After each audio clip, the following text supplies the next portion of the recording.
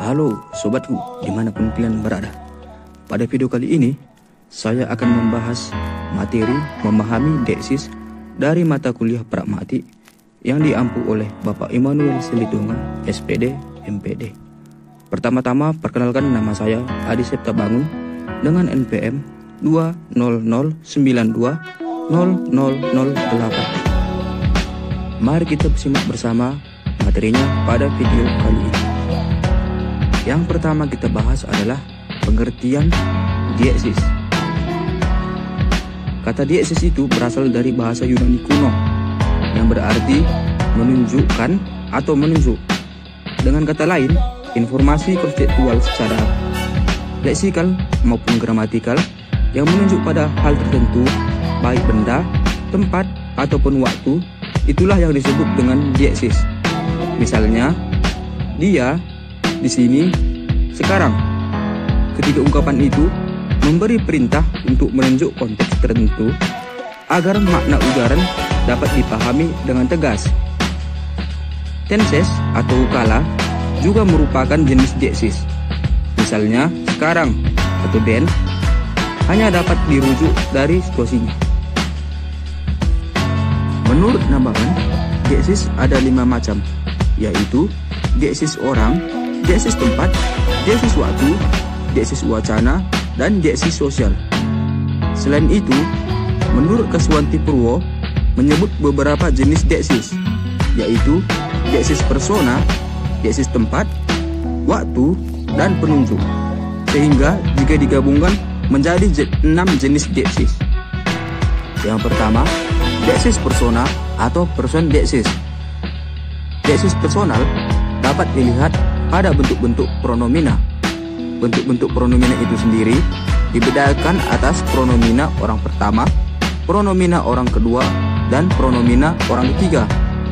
Di dalam bahasa Indonesia, bentuk ini masih dibedakan atas bentuk tunggal dan bentuk jamak, seperti orang pertama yang tunggal, yaitu aku dan saya. Jamak, kami dan kita. Orang kedua yang tunggal, yaitu engkau, kamu, dan anda.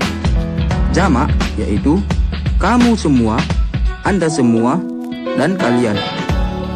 Orang ketiga tunggal, yaitu ia, dia, dan beliau. Dan yang jamak, mereka. Kedua, dieksis ruang atau tempat. Dieksis ruang berkaitan dengan tempat atau lokasi saat percakapan berlangsung. Dieksis ini digunakan untuk menunjuk posisi sesuatu yang sedang dibicarakan. Dieksis ruang tempat dibedakan menjadi 2 jenis, yaitu dieksis ruang yang berupa leksem demonstratif dan dieksis ruang yang berupa leksem verbal. Dieksis yang berupa leksem demonstratif adalah ini dan itu, serta bentuk lokatif di sana, di sini, dan di situ. Kata ini untuk menunjuk pada benda-benda atau tempat yang dekat dengan persona pertama, dan itu untuk menunjukkan pada benda yang jauh dari persona pertama atau yang dekat dengan persona kedua. Ketiga, dieksis waktu. Dieksis waktu berkaitan dengan waktu relatif penutur atau penulis dan mitra tutur atau pembaca. Pengungkapan waktu di dalam bahasa berbeda-beda.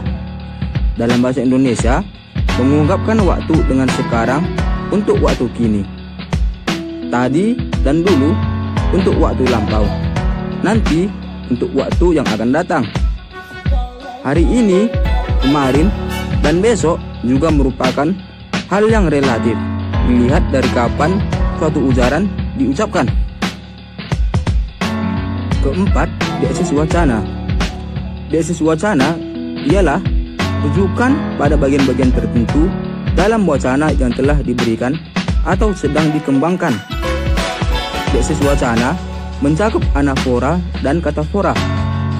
Anafora ialah penunjukan kembali kepada sesuatu yang telah disebutkan sebelumnya dalam wacana dengan pengulangan atau substitusi. Katafora ialah penunjukan sesuatu yang disebut kemudian. Bentuk-bentuk yang dipakai untuk mengungkapkan deeksis wacana itu adalah kata atau frasa ini, itu, yang terdahulu, yang berikut, yang pertama disebut, begitulah, dan sebagainya. Nah, sebagai contohnya, yang pertama, paman datang dari desa kemarin dengan membawa hasil palawijayanya. Dan contoh yang kedua, karena aromanya yang khas, mangga itu banyak dibeli. Deeksis kelima adalah deeksis sosial. Deeksis sosial ialah rujukan yang dinyatakan berdasarkan perbedaan kemasyarakatan yang mempengaruhi peran pembicara dan pendengar. Perbedaan itu dapat ditunjukkan dalam pemilihan kata. Dalam beberapa bahasa, perbedaan tingkat sosial antara pembicara dengan pendengar yang diwujudkan dalam seleksi kata dan atau sistem morfologi kata-kata tertentu.